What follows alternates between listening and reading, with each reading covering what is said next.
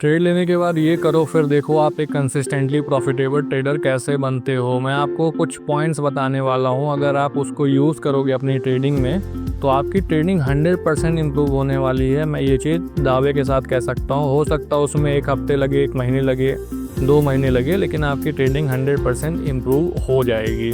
अब मैं पॉइंट के ऊपर सीधे आ जाता हूँ। पॉइंट ये है कि जब भी आप ट्रेड करते हो, जब भी चाहे आप स्टॉक में ट्रेड करो, चाहे आप ऑप्शंस में ट्रेड करो, चाहे आप फ्यूचर्स में ट्रेड करो, चाहे आप कमोडिटी में ट्रेड करो, चाहे आप क्रिप्टो करेंसी में ट्रेड करो, किसी भी चीज़ में अगर आप ट्रेड करते हो और ट्रेड लेने के बाद आपका एक स्टॉप लॉस होता है, एक टारगेट होता है। अगर आप 1:1 रिवॉर्ड रेशियो फॉलो करते हो तो आपका टारगेट 1:1 पे होगा, 1:2, 1:3 ऐसे ही आपका टारगेट और स्टॉप लॉस सेट होता है, ठीक है, अपनी स्ट्रेटजी के हिसाब से। फिर आप सबसे बड़ी गलती जो यहाँ पे करते हो ये करते हो कि आप ट्रेड लेने के बाद पोजीशन जो प्रॉफिट एंड लॉस होता है, जो चलता रहता है उस ट्रेड का, आप उसको देखते हो। सबसे बड़ी गलती है ये। आप ट्रेड लेने के बाद अपने प्रॉफिट एंड लॉस को क्यों देखते हो? जब आपने ट्रेड ली थी तो आपने कोई चार्ट एनालिसिस की होगी, चार्ट एनालिसिस तो ज़रूर की होगी, सपोर्ट देखा होगा, रेजिस्टेंस देखा होगा, या किसी चार्ट पैटर्न पे आपने ट्रेड की होगी, रिवर्सल पे ट्रेड की होगी, रेजिस्टेंस पे ट्रेड किया होगा, हो सकता है आपने सपोर्ट पे बाई किया हो। तो जब आपने एनालिसिस की थी तो ट्रेड लेने के पहले आपने जब एनालिसिस की थी तो आपने एक स्टॉप लॉस चूज़ कर लिया था कि अगर इस लेवल पे गया तो मेरी जो एनालिसिस है वो गलत हो जाएगी और मैं मार्केट से छोटा सा लॉस दे के हट जाऊँगा, और अगर मेरी एनालिसिस सही रही तो मैं कम से कम डबल या ट्रिपल प्रॉफिट लूँगा ही लूँगा। तो जब आपने ये पहले ही एनालिसिस कर ली थी तो आपने स्टॉप लॉस लगा दिया। ट्रेड लेने के बाद सीधे आप स्टॉप लॉस लगाइए और टारगेट लगा दीजिए।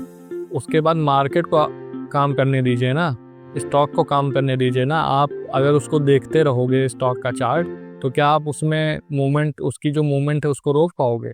अगर आपने बाई साइड ट्रेड ली है, अगर वो नीचे आ रहा है स्टॉक, तो क्या आप उसको रोक पाओगे? आपके पास इतनी पावर है? नहीं रोक पाओगे।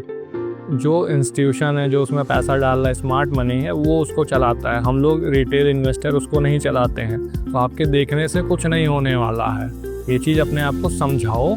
और ट्रेड लेने के बाद पोजीशन जो प्रॉफिट एंड लॉस होता है उसको मत देखो। होगा क्या देखने से मैं आपको बता देता हूँ। ऐसा हुआ भी होगा, आप कमेंट करके मुझे बताइएगा। जब आप जैसे मान लेते हैं कि आपकी 1 लाख रुपए कैपिटल है और XYZ एक स्टॉक है, आपने अपनी स्ट्रेटजी उसमें यूज़ की और अपना सेटअप यूज़ किया, उसमें आपको एंट्री मिल गई, आपने बाई साइड 1000 रुपये पर मान लेते उसका शेयर चल रहा है, तो 1000 रुपये पर आपने उसको बाई कर लिया। आपकी 1 लाख कैपिटल है तो आपने उसमें 1% का रिस्क ले लिया। 1% के रिस्क के हिसाब से पोजीशन साइजिंग की, ठीक है। 1000 रुपये का आपको वहाँ पे रिस्क है तो आपने टारगेट वहाँ पे 1:2 का लगाया। मतलब 1000 रुपये का रिस्क है तो 1:2 मतलब 2000 रुपये का प्रॉफिट आप लोगे। उसके पहले प्रॉफिट नहीं बुक करोगे, या तो शाम को 3:15 पे सौदा काटोगे अपना खुद से मार्केट क्लोज होने पे, जहाँ पे भी वो क्लोज होता रहेगा, या फिर स्टॉप लॉस हिट होगा उसके पहले, या तो टारगेट हिट होगा। बीच में आप कुछ नहीं करने वाले हो। आपने सिस्टम में लगा दिया है, अब आप पोजीशन बैठ के देख रहे हो। पोजीशन मतलब प्रॉफिट एंड लॉस अपना देख रहे हो। तो 1000 रुपये का आपने रिस्क लिया है तो डायरेक्ट तो वो 2000 रुपये का आपको प्रॉफिट देगा नहीं। तो वो क्या करेगा, 1000 रुपये पहले आपने स्टार्ट हुआ, 0 से स्टार्ट हुआ, फिर आपको 200 रुपये लॉस दिखाएगा, फिर 200 प्रॉफिट दिखाएगा, फिर 500 प्रॉफिट दिखाएगा, फिर 500 प्रॉफिट दिखा के 100 रुपये वो आपको लॉस दिखाना स्टार्ट करेगा। फिर वो 800 रुपये तक लॉस आपको दिखाना स्टार्ट करेगा। फिर 800 से वो फिर 0 पे आ जाएगा, फिर 0 से वो 700 रुपये तक प्रॉफिट दिखाएगा। तो इसके बीच में इतनी बार आप प्रॉफिट एंड लॉस अपना देख चुके होंगे कि आपका जो दिमाग है वो इमोशन जनरेट करना चालू करेगा, फियर और ग्रीड आपको आना स्टार्ट हो जाएगा।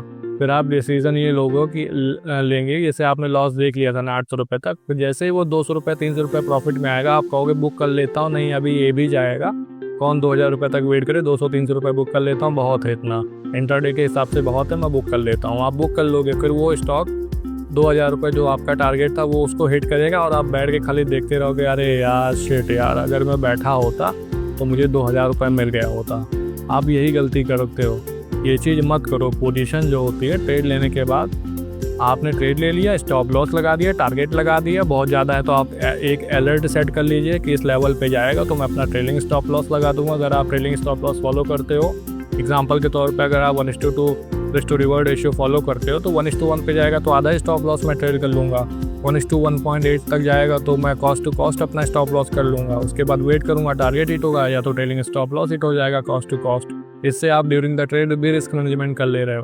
तो अगर आप अपने रूल को फॉलो कर रहे हो तो कोई दिक्कत ही नहीं है। लेकिन अगर जब आप पोजीशन बार बार देखोगे ना, आई होप आपको क्लियर हो रहा होगा कि जब आप पोजीशन देखोगे तो आपको इमोशन जनरेट होंगे, फियर आएगा, ग्रीड आएगा, प्रॉफिट जो मिल रहा है चला ना जाए, जो लॉस हो रहा है वो बढ़ ना जाए, तो ये सब आप गलत डिसीजन लेने लग जाओगे। इसी वजह से मैं बोल रहा हूँ ट्रेड लेने के बाद स्टॉप लॉस लगाइए, टारगेट लगाइए, अलर्ट लगाइए, उसके बाद छोड़ दीजिए, मार्केट को अपना काम करने दीजिए। आप कुछ बुक पढ़ लीजिए, वीडियो देख लीजिए, गाना सुन लीजिए, कुछ भी कर लीजिए, लेकिन उस ट्रेड में इन्वॉल्व मत होइए, नहीं तो इमोशन आएंगे और आप लॉस ही करोगे, स्ट्रगल में फंसे रहोगे।